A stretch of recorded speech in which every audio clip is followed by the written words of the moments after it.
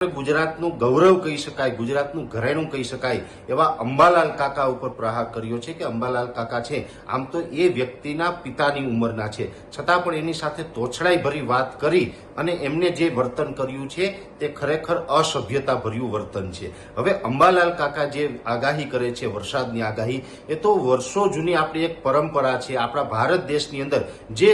વડીલો થઈ ગયા, ઋષિમુનિઓ થઈ ગયા છે, જે વર્ષોથી વિજ્ઞાનનું કામ કરતા આવ્યા છે, આજથી હજારો વર્ષો પહેલા પણ ઘણા બધા વિજ્ઞાનના જે સિદ્ધાંતો આપ્યા છે એ આજની તારીખે આધુનિક વિજ્ઞાન છે એને પણ માન્ય રાખવા પડે છે। ખરેખર તો અંબાલાલ પટેલ જેવા વ્યક્તિને પદ્મશ્રી પુરસ્કારથી આપણે સન્માનિત કરવા જોઈએ, સરકારે પણ એમની નોંધ લેવી જોઈએ। આવી કોઈ પણ ₹1 આવક વગર એ નિસ્વાર્થ ભાવે જે પ્રકારે સેવા કરી રહ્યા છે અને આવા સેવાભાવી માણસને પણ કોઈ સસ્તી પબ્લિસિટી માટે, પોતાના તુચ્છ વિચારો માટે થઈને જો એ ક્યાંય કલંક લગાડતા હોય, બદનામ કરતા હોય તો આ દુઃખની વાત છે।